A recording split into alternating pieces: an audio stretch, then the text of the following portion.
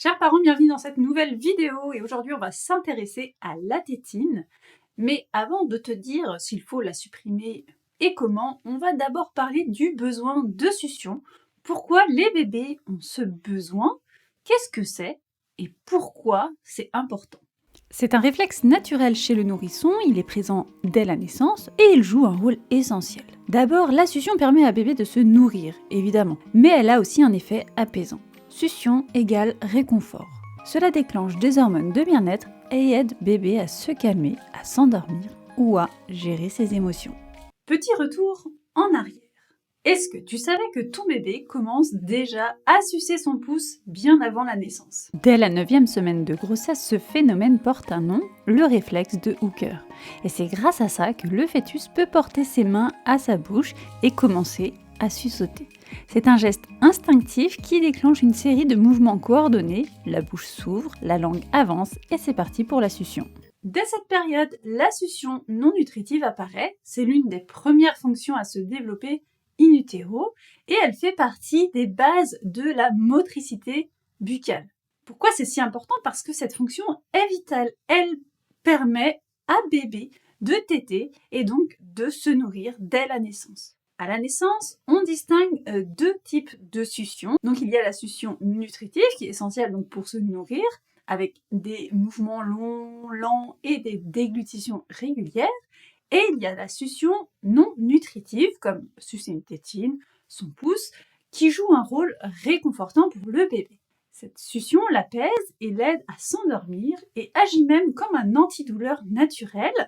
Il y a eu d'ailleurs une étude réalisée en pédiatrie à l'hôpital de Poissy et ça a prouvé que l'utilisation de la tétine avait un effet antidouleur plus efficace que des solutions sucrées qu'il proposait aux prématurés. C'est pourquoi beaucoup de bébés adoptent rapidement une tétine, le sein ou même le biberon comme association au sommeil. C'est naturel, mais ça peut parfois poser problème. Et c'est de ça qu'on va parler pour savoir s'il y a besoin d'enlever la tétine ou pas. Mais alors, d'où vient cette fameuse tétine? Petit retour dans le temps. L'histoire de la tétine remonte à 1786 grâce à Filippo Baldini qui a inventé le premier dispositif obligeant l'enfant à sucer pour obtenir du lait. Avant ça, les dispositifs étaient risqués, pour ne pas dire dangereux. Ensuite, au XXe siècle, la tétine a traversé des périodes de controverses. Risque d'infection, déformation de la mâchoire. Dans les années 50, le célèbre pédiatre américain Dr Spock l'a réhabilitée en soulignant son pouvoir apaisant pour les bébés.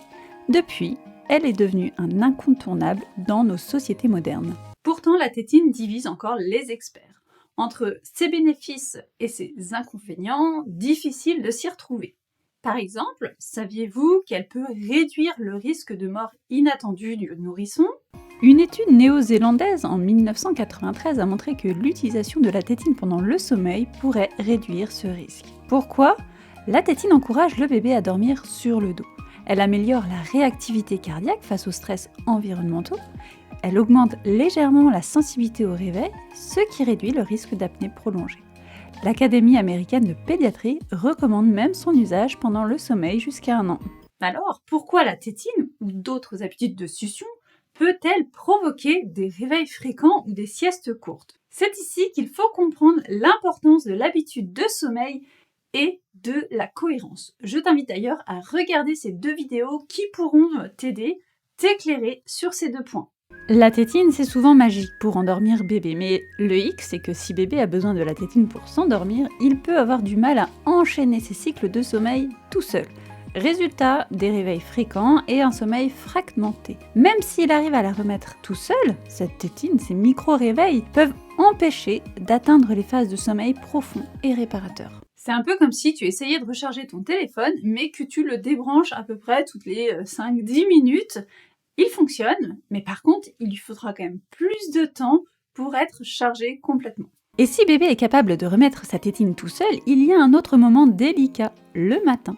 Avec l'augmentation du cortisol, l'hormone de l'éveil, le fait d'aller chercher la tétine va réveiller bébé, forcément de manière plus importante, et bébé risque de ne pas réussir à se rendormir par la suite.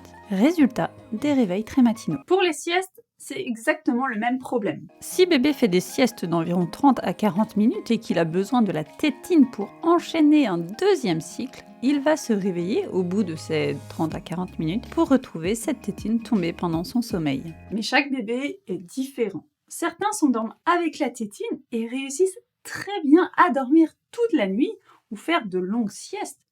Mais d'autres, au contraire, auront besoin d'une intervention constante pour pouvoir remettre la tétine. Que faire si la tétine provoque des réveils fréquents ou des siestes trop courtes? On va y aller étape par étape en fonction de l'âge de ton enfant.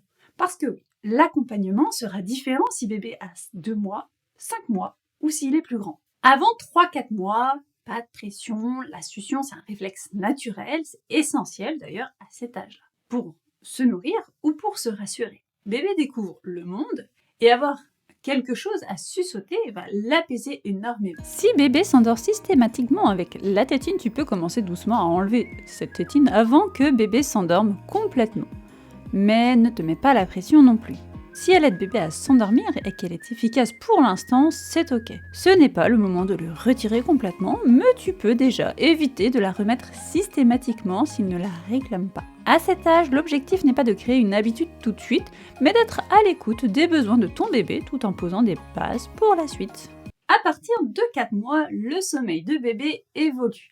Les cycles de sommeil deviennent plus matures et bébé commence à intégrer inconsciemment ce qui se passe autour de son sommeil. Il développe des habitudes, ce sont des actions au travers desquelles il va aller vers le sommeil. Et c'est des choses que toi tu fais tous les jours. Et si la tétine cause des réveils ou des siestes courtes, c'est le bon moment pour agir. Si tu es prête à agir de manière radicale, tu peux tout simplement retirer la tétine de l'endormissement. Dans ce cas, propose une alternative pour l'apaiser. Les bras, les bercements, les bruits blancs ou même une simple présence rassurante. Tu peux aussi choisir de ne rien proposer d'autre et laisser bébé apprendre, entre guillemets, à s'endormir sans tétine. Oui, bien sûr, il risque de pleurer, c'est normal. Et ça ne veut pas dire que tu fais mal les choses. Il découvre simplement un nouveau chemin vers le sommeil. Pour autant, je t'invite à être près de lui, de le rassurer et éviter de les laisser pleurer seuls. Et si tu préfères y aller en douceur, voici comment faire. Commence par enlever la tétine juste avant que bébé ne soit complètement endormi. Et fais-le de plus en plus tôt, chaque soir. Par exemple, premier soir, il s'endort et tu peux lui enlever quand tu vois qu'il commence vraiment à tomber dans le sommeil. Le lendemain, au moment où il commence à fermer les yeux, tu vas lui enlever la tétine, etc., etc. Petit à petit, bébé apprendra à dormir sans. Et si tu veux garder la tétine, tu peux aussi aider à bébé à devenir autonome avec. Tu peux lui montrer comment remettre la tétine dans sa bouche. La journée, tu vas lui placer la tétine dans la main et lui montrer le geste. La nuit, guide ses mains pour qu'il fasse le geste tout seul. L'idée étant qu'il fasse le geste, toujours le geste, de lui-même. Et ensuite, tu vas placer plusieurs tétines dans le lit pour qu'il puisse les attraper seul. Et dans ce cas, je t'invite à opter pour des tétines fluorescentes. À partir de 6 mois, l'objectif est clair. Encourager l'autonomie. Bébé a des capacités motrices pour attraper sa tétine et la remettre tout seul dans sa bouche. Ici aussi, tu as placé plusieurs tétines dans le lit pour qu'il retrouve facilement. Quand il pleure la nuit pour la tétine, je t'invite à ne pas la remettre directement dans sa bouche. Au lieu de ça, montre-lui comment faire le geste, comme je l'ai dit un petit peu plus tôt.